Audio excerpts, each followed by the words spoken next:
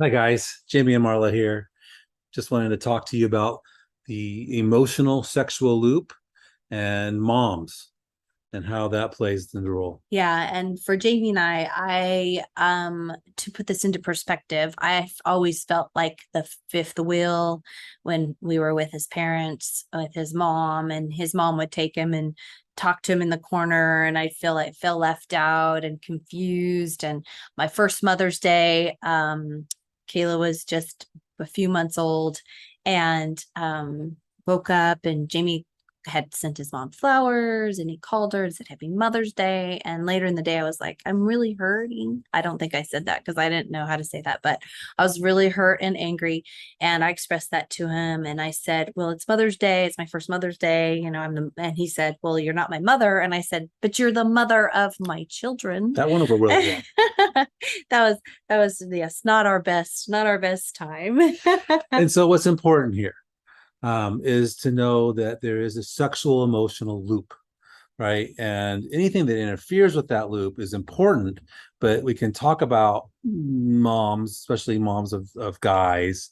And so what does that look like, in the relationship? So here we have the graphic here of this a sexual emotional loop. Now, remember, we put this in the male female perspective, but there are relationships where it's probably about 30% of the coupleships that we work with that this is reversed, where the woman is more highly sexual and the man is more emotional. So just keep that in perspective. But we're using the stereotype is that most people, 70% of couples, this is what they experience. Right. And if it simply reversing it can be a simple thing. We're seeing that more and more, right? Yeah. Where our roles in culture are changing. But the key here is that there's this sexual emotional loop, right? It's so when the emotional cup is full, the sexual things happen much easier and more naturally for the couple, right? Yeah. And so as the problem is, of course, that how many of our fathers, and getting into, the younger people might say, well, yeah, they were great. Most of the dads were not emotionally connected, when we in the 70s and early 80s, right? When we were kids. And that Jamie's coming from his perspective.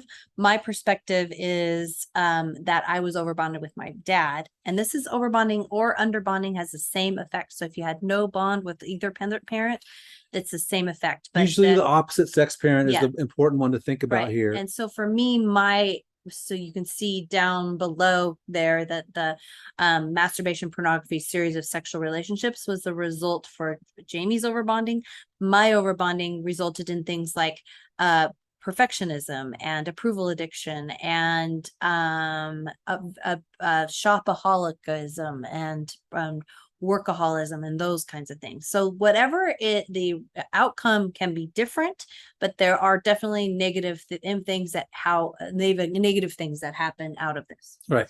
So then when mom and dad are not, when that sexual emotional loop, when that emotional loop is broken at the top, then what happens? What we have here in the graphic, as you can see, is mom is not getting her emotional needs met by dad, and she's reaching around down here to junior, right? And this could be male or female, but it's just easier to see this dynamic with guys, right? And so, and again, these are shifting cultural norms, but the key here is that when mom overbonds or underbonds with junior, with the male child, then this down here below is, there's these reactions. Now masturbation is normal. We're not making a judgment on masturbation, but this is like a need of masturbation, an overuse of masturbation as a calming technique. Pornography then comes into play, a series of relationships that typically don't have a high emotional connection, but are more physical in nature. And then that makes the opposite sex then, or the partner potentials, a less than valued partner. Mhm. Yeah, and the disconnect with those things being overbonded or underbonded with the parent. So the overbonding, Jamie described it, and I described it. The underbonding is where you don't have that connection, where you have a disconnection with mom. And sometimes, and I think that we both experienced this from both of our parents, my dad and his mom, that we had overbonding and underbonding, and that's probably more common than one or the other. But the overbonding being so strong, it came between us in our relationship. My dad could do no wrong. He was an incredible carpenter. He did all these, fix things perfectly, and he was a perfectionist. I don't know why I quoted that, because he really was. And Jamie was definitely not a perfectionist. So there was the conflict of how things looked, and well, my dad would do that better. I'm not sure I said those exact words, but that's how Jamie received it. And so that was a disconnect in our relationship. And so I would go to my dad for advice. He'd go to his mom. Mostly it was his mom coming to him for something she needed, but he'd go to his mom for advice too. So, and when that parental role gets in that way of our hierarchical priorities, it needs to be higher power or our values first, then our relationship with our partner, then our kids, then our work, and then other families. So mother-in-law. Don't tell your mom she's fifth on the list. It's a bad deal. Yeah, it can get nasty. So be careful. But she needs to be. Yeah. To be healthy Yeah. in this scenario, right? And so what's critical then becomes, how do I invest emotionally with my partner first, right? And or do I tend to, value or even share things that I haven't shared with my partner, or different, or things that I share in a different way than with my partner with other people, like a parent or a friend or whoever. It doesn't matter. This could be work. It could be anything that interferes with the sexual emotional loop. And if I'm getting my approval from somebody, one of my girlfriends, one of my parents, if I'm getting that approval if I'm getting the approval from other people instead of from myself first, finding value and worth, and then from our relationship, then that's another key to this disconnect in our emotional connection. So the more you're going to be emotionally connected, the more you'll be sexually connected. And it's very symbiotic and circular, and it works beautifully. We promise you, because we're pretty much 100 now.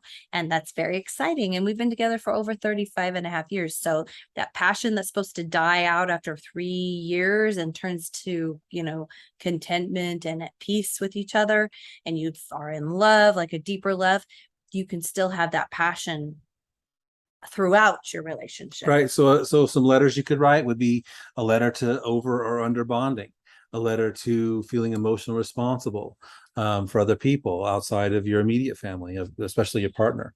A letter to maybe forgiving parents again. Those are all really good action steps. Take note, talk about it with each other, and make sure that you are, there's lightning and thunder. That's awesome.